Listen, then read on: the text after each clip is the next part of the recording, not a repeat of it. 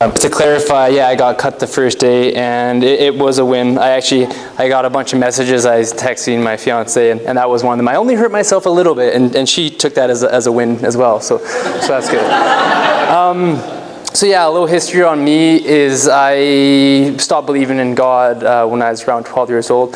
And for anyone that was in the first service, I'll actually just say the reason is I lost an aunt, my mom's sister actually, when, I was around 12 years old, and I couldn't get it. She never smoked, she never drank, and she got diagnosed with lung cancer and liver cancer, and it spread to her bones, and she passed on. And my mom was trying to console me and say, like there's bigger plans for her, and I'm just I couldn't see it. There's so much stuff on the world, and so kind of just lost my faith, what faith I had then, and I grew up just being atheist. I refused to believe that there was a higher power, that I wasn't in control of my own life. A lot of the things that I'll mention, I don't feel that way anymore, obviously. Like you do have to embrace that there's a higher power, and we're not in control. I love God. So yeah, I grew up that way, and then I started dating Eden, my beautiful fiance, a little over 2 years ago, and she grew up Christian and had strong faith, and I agreed that I'd go to church with her when we were dating, and I just kind of entertained myself by trying to check out the architecture and people watch, and I didn't really pay attention, and I really didn't like worship, which if you're not a believer, singing along to a lot of those lyrics just doesn't really hit you home if you're not feeling it. But it's amazing, because once, like, I have a terrible voice. I'll sing very, very quiet, but I'm totally singing along now. Just like, yeah, not a good singing voice. But yeah, one time I fell asleep for sure. There might have been 2 times I fell asleep during sermons. So that's where I was at. But I couldn't. I had so much respect for Eden and for like-minded people. I couldn't take away that. I couldn't say that you're wrong, but I couldn't say that you're right. So I just kind of more self-declared as agnostic at that point. And then I moved to Fernie, and I met Mike, and I picked up on Shelter Canada pretty quick. I work with Mike, and in my past, I had done a lot of traveling, and I hadn't really done any good with the traveling. Like I traveled to some places that are a little bit lesser than less developed than Canada. Some poverty going on, and I was just there for self-enjoyment. So I kind of allowed myself to sleep at night. But I said, I'll give back eventually when I can, and then I'm in a pretty comfortable place now, sustainable place. So I jumped on board with the team, and it was mentioned that it's a faith-based through the church. I'm like, yeah, whatever. Truth be told, though, the first couple meetings, well, every meeting, like there's prayer, there's group prayer. I love prayer now, but at the time we sit down before we start the meeting. We'd pray, and I'm like, oh, Spencer, like, are you sure? Are you sure about this, man? Like, I don't know if this is what you want to do. No, it's really good. Going down there, so I printed off a lot of paper because I was communicating with Eden every night, and I didn't really realize it, but I was essentially writing a journal of my experiences down there, and I was really back and forth a lot of the time. Won't read it all. I skimmed it down even further. But there was a few things that, just kind of looking back and having a new take on the word coincidence is just, it's like, whoa, I can't believe this happened.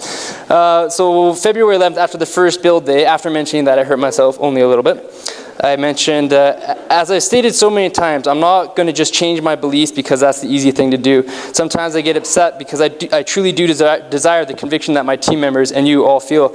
I even pray that God will prove to me. But the other side of me still doubts it'll ever happen, and I'll never have the faith unless something inexplicably happens. So, a little foreshadowing there for you.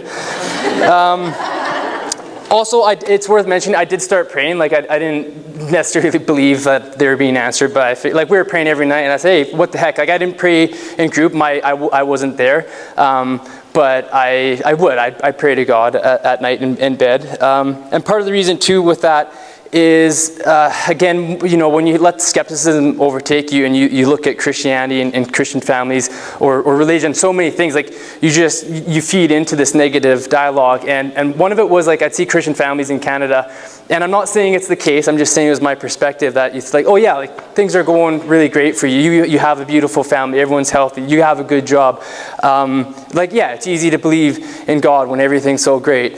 Then you go down there and you see people, like some of the families like Damien and Mike had mentioned, specifically like with the murder and in front of people's families, and how strong those people still have their faith. Like, it's hard not to rethink your own beliefs, and like how like they have so little and their belief is so strong.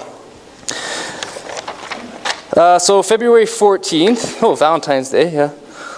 Happy Valentine's. I didn't realize that too the first time I was reading this, but like, Happy Valentine's Day. I don't believe in God. We're going to have a hard time with our relationship. But on that note, we were, like, the truth be told, I didn't really see Eden and I lasting. Like, we have a great relationship. We're engaged now. But not sharing those beliefs, it was putting a strain, and I'm feeling so blessed that I had this transformation because of that. So my faith has certainly grown, but I still doubt I'll ever believe in it all. And these are the things we will have to work past. I know it's been quite the mix of messages you've been getting from me. It was. Again, I'm not going to read them all, but it was all over the place. That's how this trip has been wearing on me. But please remember that I don't think I'll ever believe in God. I'll never be dishonest. I bet some people just say they believe, not me. So that was one of the last things I wrote here before by messaging us, hey, I believe now. I got a story to tell you. What had happened was the morning after that, I met up with Samuel, who Mike had mentioned. And I didn't really realize at the time, because he's one of the builders I met the first day, and he's a pastor. And if you had worked with him, I don't know. I don't know. Like, I don't mean to offend Matt. I didn't say this before, but like, I didn't think I thought he was a construction worker, right? Anyways, turns out he's a pastor, and I had a moment with him, and I just kind of had to sit there and digest to myself. And like, he just said some things that I was feeling the night before that really hit home with me. And it turns out him and his wife, like Mike said, they wanted to come and share their whole testimony with us that night.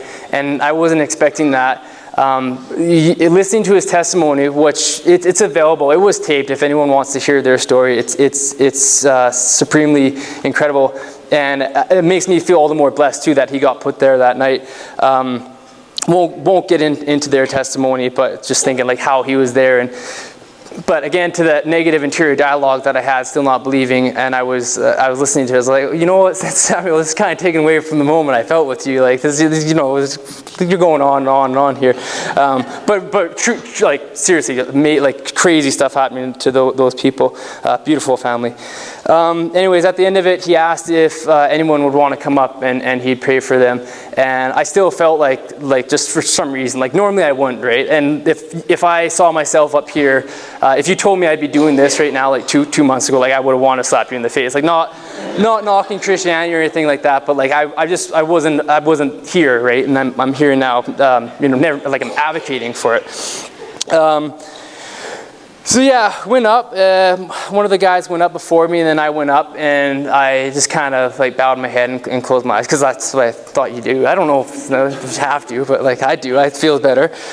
Anyways, I couldn't really see people. I don't know who else jumped up or who else was saying anything. But I do remember Samuel saying, "Oh yes, Spencer, like I want to pray for you," because he knew at this point too, right? And I was thinking like, wow, this is special, but man, this is going to be kind of a buzzkill when it's all over, and I'll be like, hey, like thanks a lot, guys. They'll keep on trying. That's what my thoughts were. And then it got weird, as a lot of people are aware already. One of our team members, the first guy that stood up there, he started speaking in tongue, which like some of the group don't even have too much experience with that. For me, I was just thinking like, okay, this is getting like exorcism, like this is just how it felt, right? So with that being said, the last thing I remember thinking to myself before I started sobbing like a little baby was. And I do have to censor this, like on 101, I can uncensor it, but I was just thinking like, what the heck, oh my gosh, what the heck, like what is going on right now? And then, yeah, I kind of let a little whimper out. It had been an emotional trip, so like I had been feeling a lot of emotion, but this time, like I let it out, and I cried like I probably hadn't cried since I was in trouble as a kid or something like that. Like, never mind crying in a group of, although I do love the team members, I cried like a lot, probably for a few minutes. Mike was saying that I should probably drink some water afterwards, because I lost some fluids.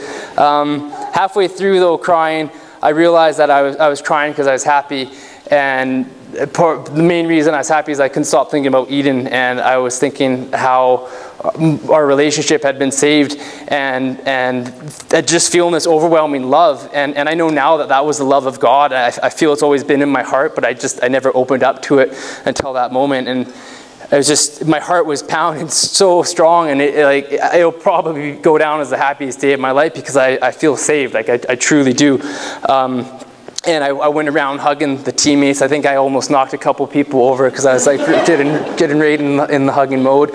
And yeah, so the next day, like I said, it was just a beautiful day. I felt so saved and so blessed. Now, if I was telling this story, as a non-believer, I would think that I was lucky to have all these experiences, but I truly feel blessed now, and I feel blessed it happened the way that it did. I never had to choose to believe. It was just kind of given. Like, I can't even explain it, right? Like, I'd hear other people's testimonies, and I would try to outthink it. Like, oh, there's a reason. I can't outthink this, and somebody can look at me and think that I'm lying or I'm just confused or something, but like my feeling is I just can't explain it. I just all of a sudden started to believe.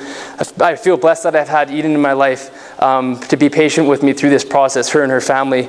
I don't think I'd be here without them. I feel blessed for the whole team to be around me, to support me and to help guide me through before and after this transformation.